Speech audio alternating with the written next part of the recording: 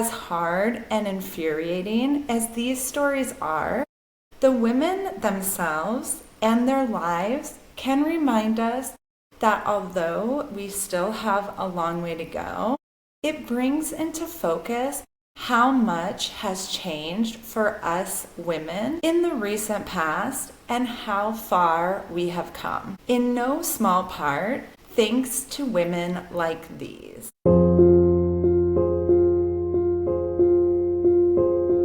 Hello, and welcome to The Truth Unmasked. I'm Andrea, and on today's podcast, I want to talk about a few women who were the innovators, trailblazers, forward thinkers, and progressives of their time, who we should know more about because of the discoveries and what they contributed to society. But sadly, because they were women and the time in which they were born, it was entirely acceptable to have the credit taken away from them by male coworkers and other men in their field. Not only did they have to fight the system to even get their education and live their life outside of conventional standards, but they also had to fight for the recognition they so rightly deserved. But unfortunately,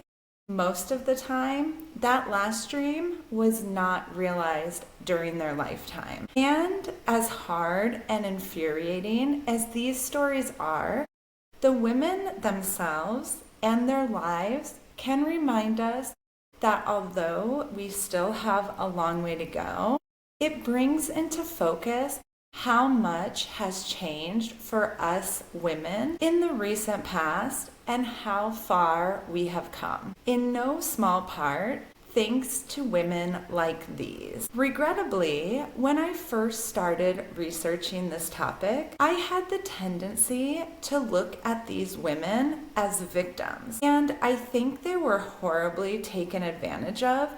Don't misunderstand me. But after reading their stories and seeing the bravery, persistence, and determination each showed throughout their lives, I see them as the very women who led to the freedoms that I, as a woman, am now able to enjoy. And that I can sometimes forget these freedoms were made possible by those who had to fight a very difficult fight. We can continue their stories so others can learn from their experiences, and maybe it will bring out something in us to fight for the things we personally believe in and not let what seems impossible hold us back from living our dreams, even when faced by unfair circumstances or prejudice. I believe these stories can bring up many things for us to think about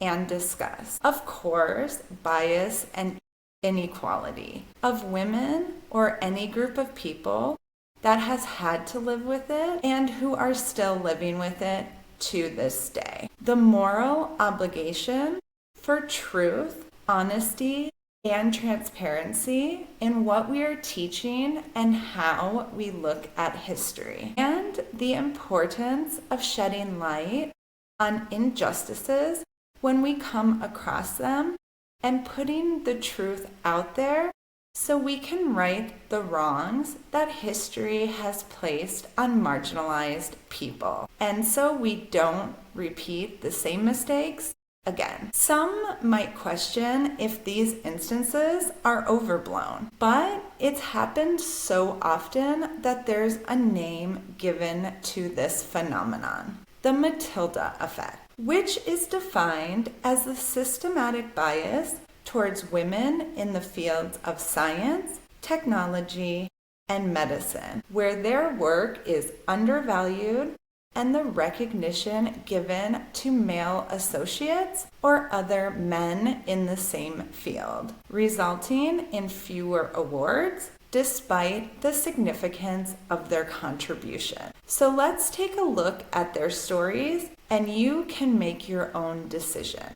Today, I will start with Rosalind Franklin. She was a British chemist and X-ray crystallographer. Her work included Photo 51, which was critical to understanding DNA. She also studied RNA, viruses, coal, and graphite. Franklin was born July 25th, 1920, to a family that placed high value on service and education. For example, when Rosalind received a scholarship to university, because her family was already well-to-do, her father asked her to give the scholarship to a deserving refugee family. Franklin graduated from university in 1941 with a degree in natural science from Newham College in Cambridge, one of only 2 Cambridge colleges that accepted women at that time. Instead of a bachelor's degree, she was given what was called second-class honors because it wasn't until 1947 women were given bachelor's or master's degrees at Cambridge. Her research on coal helped her earn her PhD in 1945, and this was something she was acknowledged for in her lifetime. Coal was very important to Britain during the war. A few years after the war finished, she moved to Paris in 1947 and became an accomplished X-ray crystallographer. She joined King's College in London in 1951 as a research associate. It is here where she discovered some key properties of DNA and took the famous Photo 51, where she used her expertise as an X-ray crystallographer to capture a photo which showed the double helix structure of DNA. A colleague of Franklin's, whom she had a strained relationship, Maurice Wilkins, showed this picture to 2 molecular biologists, James Watson and Francis Crick, who were also researching DNA, but doing so at Cambridge. He showed this photo without her knowledge or permission. This picture was the critical piece missing from their work that showed them the double helix structure. Watson and Crick published their work in 1953, in which they only acknowledged Franklin's work in a general way, which critics argue was not enough because of the significance to their discovery. Watson wrote in his autobiography, The Double Helix, quote, "The instant I saw the picture, my mouth fell open and my pulse began to race." And Watson and Crick together in a 1954 paper were quoted as saying about their breakthrough, quote, "It would have been most unlikely, if not impossible, without Franklin's data." Sadly, Franklin died in 1958 at the age of only 38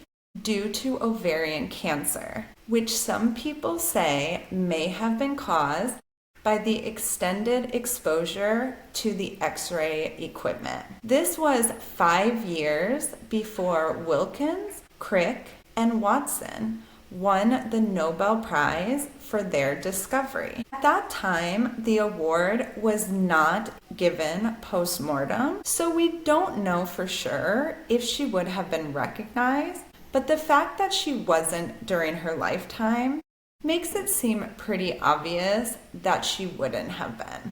Wilkins was the only one of the 3 to mention Franklin at all in their acceptance speech, with Watson even saying in his autobiography that Franklin was a belligerent, emotional woman unable to interpret her own data. So yeah, as you can imagine, I am not a fan of his. She was recognized, as I mentioned, for her work with coal in her lifetime, but not for the help she gave towards DNA.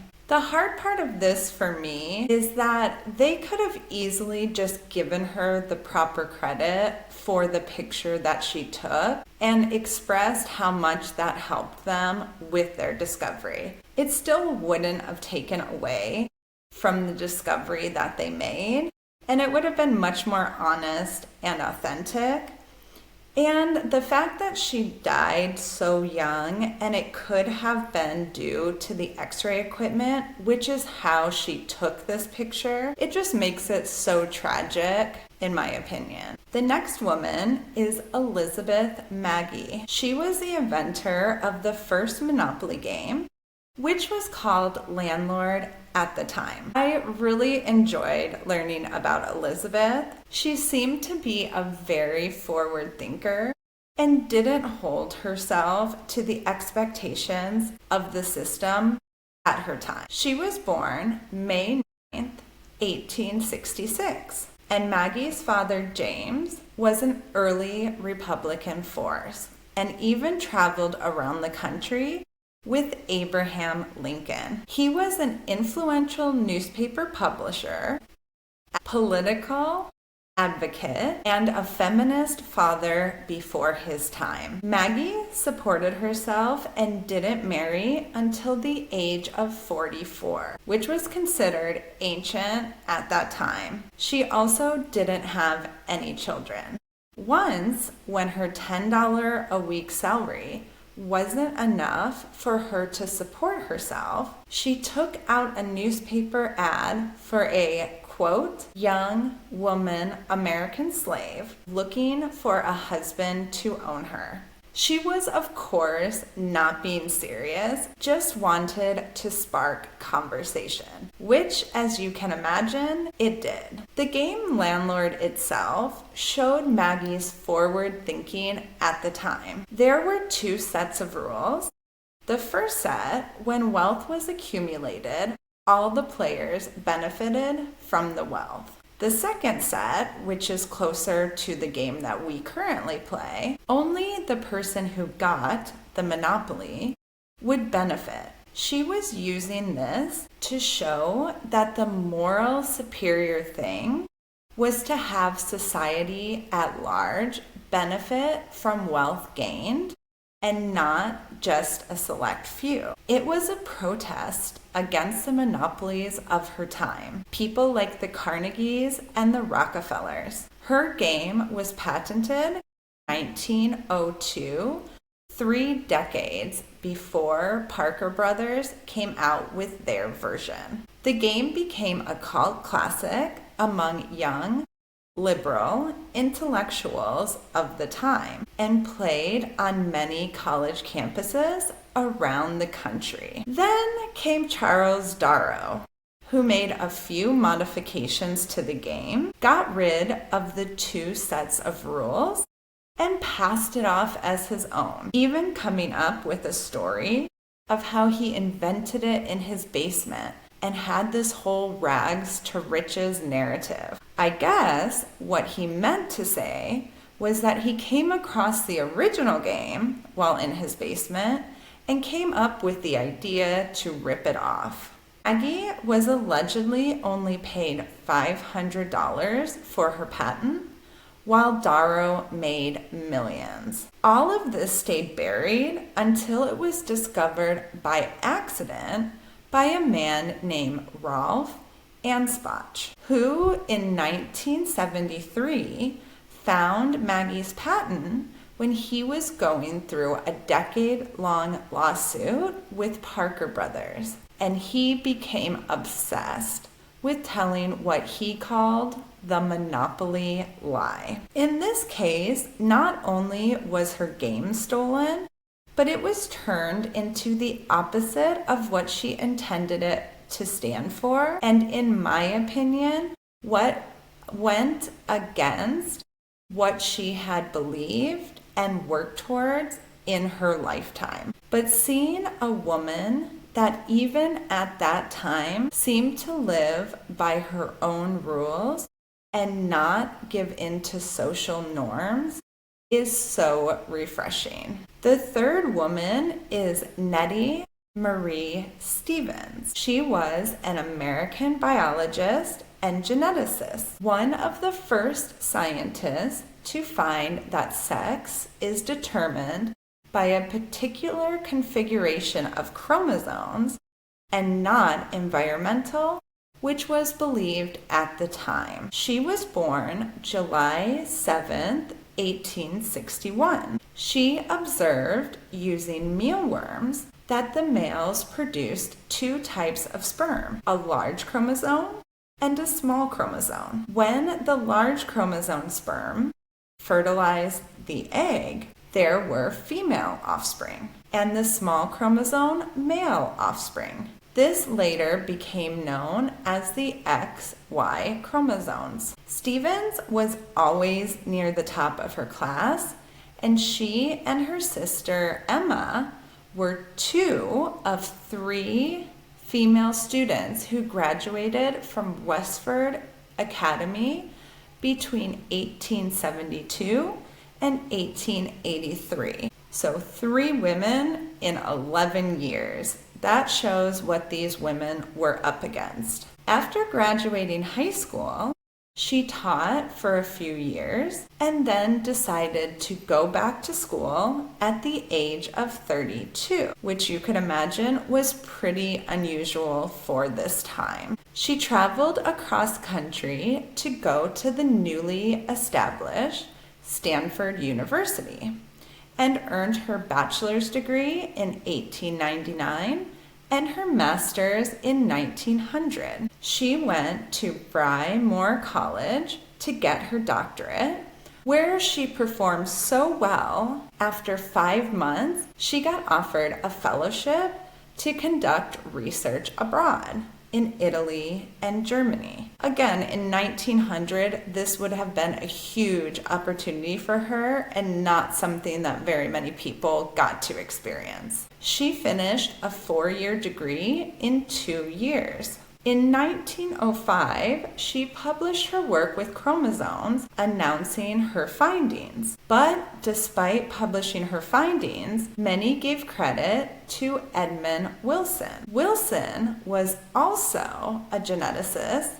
They worked independently, but came to the same conclusion. Although it sounds like Stevens published her article first, and it has been said she stated her conclusions more explicitly. Thomas Hunt Morgan, a mentor to Stevens, who didn't accept the theory of chromosomal inheritance at the time, is now often credited with the discovery and even went on to win a Nobel Prize in 1933. How a man who didn't even believe in the theory when it came out was awarded a Nobel Prize for its discovery just puts into perspective what women at this time were dealing with and just how unfairly the system treated them and undervalued their work. Had died in 1912, so again, she couldn't have been given the award, but even during her lifetime, she wasn't recognized for this discovery. And the last woman I want to talk about today is Hurt. She was an American neuroscientist and pharmacologist who was born June 26, 1846. In 1973, while still a graduate student, she discovered the opioid receptor, which is the cellular binding site for endorphins in the brain. This enabled scientists to create new pharmaceutical drugs, and her techniques for studying different brain receptors is still widely used today. Credit went to Solomon Schneider, the head of the lab where she worked. When he received an award that Pert thought should have been hers, he told her, quote, That's how the game is played. I wonder if he still would have thought the game was played that way if it was his award being given to someone else. Pert graduated with her PhD in 1974 from Johns Hopkins University School of Medicine. She was also a significant contributor to the emergence of mind-body medicine. A quote from her: "Since emotions run every system in the body, don't underestimate their power to treat and heal." There was some controversy around her, though. For those of you who have seen the Dallas Buyers Club movie, you may remember the AIDS drug that was being sold in it. The drug, named peptide T, was created by Pert and a man named Michael Ruff to help people suffering with AIDS. When this drug met resistance getting through, she became rogue and almost like a linchpin, selling this drug on the black market. And of course, because of her discovery, some could say it had unintentional effects on the opioid crisis we are now currently facing. These stories show the strength and courage these women had to live out their dreams when the world tried to crush these very ideas, that they didn't adhere to what was considered normal and were unapologetically themselves. They chased ideas that were almost impossible to realize, but they not only realized them, they made it to the top of their fields. Of course, we shouldn't forget the men who felt it was acceptable not to give credit where it was due and felt no moral responsibility for the truth or hard work of those who had to fight so much harder just to be in the same ring as them, and why as a society we think it's okay to take advantage of those who are not able to have a voice for themselves. But this tells us about the character of the men, and we should not let it distract us from the innovation and bravery of the women we talked about today. We should focus on the truly amazing women they were and the inspiration that it should have on us as individuals. If you liked this podcast today, please leave a like, and if you haven't already, subscribe, and let me know in the comments, did you learn anything new? And do you have any of your own stories that you have heard about where women were not given the credit that they deserve? I really appreciate you watching. Thank you so much. I will see you in the next video.